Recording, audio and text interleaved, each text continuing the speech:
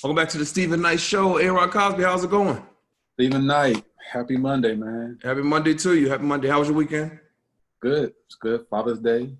Yeah. I'm not daddy, but I have a dad, and I wished him a happy Father's Day. And I have a second father who's my cousin, but he's like my dad, and I wished him also a happy Father's Day. And yeah. Well, that's good. Well, shout out to all the fathers out there and father figures. Mm-hmm. I know there's a lot going on in sports, so you want to go ahead and take it away? Yeah. So NASCAR. Bubba Wallace. Have you heard of him? You know Bubba? Yes. Bubba? Mm-hmm. Okay. He's the only full-time black driver. Yeah. A racer. Yeah. Right. Yeah. So you heard about the noose situation? Yep. Yeah. That's pretty crazy. I think it's backlash for him persuading NASCAR to get rid of the Confederate flag.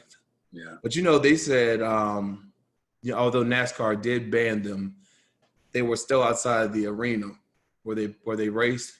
Like there were a lot of people in protest outside the track, the track, and they were protesting. Someone said they go to a lot of the NASCAR events, and they have never seen that many Confederate flags at one race.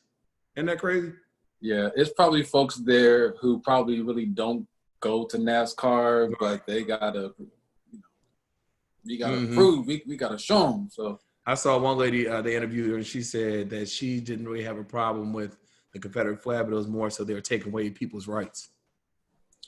Hold on. It's not taking away anybody's right. First and foremost, NASCAR is a private entity. Right. It's not a public entity, so they can have policies how they see fit. It's not taking away your freedom. Taking away your freedom would be something that if the government did something. Right, yeah. Government did that. Yeah, so that's... But I did love how all the racers, they stood with him today. A lot of his teammates and whatnot, they stood with him. They walked with him down the track. And so they showed support. He was very moved by that too. He was very moved. Oh yeah. I saw that. Yeah, this Confederate flag situation, that's just a symbol. I mean, anyway, that's a whole nother conversation. Hate. Yeah, it's like, come on, y'all. Like, yeah, just let's move forward, man. With just exactly. It's like people are still stuck in the past. Like, that is so old. So it's like, dude, let it go. Right. Let it go. All right. Definitely. Yeah. Let's see what else is going on. Well, we got basketball. Well, they're saying that a lot of the NBA sports, players. Yeah. Well, let's talk about real quick before I want to hear your take on the NBA. Some of the players wanted to wait. But the Major League Baseball, they stopped their training camps because players kept testing positive for COVID-19, and so they're saying they may have to delay the when they start back. Yeah, that's happening. Then on top of that, with the NFL, there's been players who have tested positive for COVID with that. So they're going to test positive. Like there are going to be players that are going to test positive. Like we've already seen. And they're testing more people too. So So as you test more, you're going to find more cases. So I don't know, man. I'm like, and that's just at the pro level. So just imagine at the college level. Yeah. And it's like, what do you do? Yeah, and then it's like, okay, they want to bring back fans eventually. But do you wait? Like, I'm torn, man. Like, okay, in the NFL, they're going to have a season. They're going to some kind of way. They'll figure it out. They are going to figure it out. They're not doing all this apologizing for nothing. Okay. They're like, no, we are going to have a season. Yeah. We have a lot of money on the line. We're going to have a Super Bowl like that. Yeah.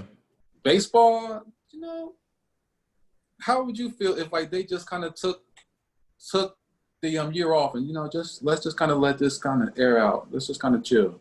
I mean, they have to do something because if people keep testing positive, you definitely can't run the risk of fans coming to the games. Right. Or would you have them sign a waiver? That's what Trump did at his rally. I see that happening. I kind of see that happening. Like I see eventually they'll have, okay, if you purchase this ticket, you are purchasing it, accepting that we are not liable if you get COVID-19. Yeah. So. Well, briefly, let's talk about the divide in the NBA. There's some players that are saying we need to get back, we can play, and some saying no, we don't want to play because we want to focus on Black Lives Matter, and entertainment of any type would just be a distraction. What are your thoughts? I see both sides, like seriously, and I'm not just saying that. No, I seriously see both sides, because sports is great, but it can also be a distractor. Like it can people will kind of maybe try to kind of lull back into the norm, so to speak. So yeah, but then at the same time, you can use that as a platform. You can So I'm kind of like this with it, because you can use it as a platform. You know. Yeah. So I'm torn. I'm seriously torn. But both sides, I mean, they're very valid points. Yeah, both most sides, definitely. very, very valid. Most definitely. We'll see. I'm glad that I'm not the NBA commissioner. Right. Exactly. Yeah.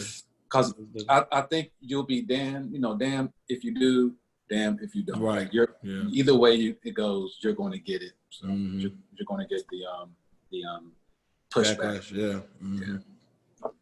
All right, Aron. Well, as always, thank you for giving us your perspective.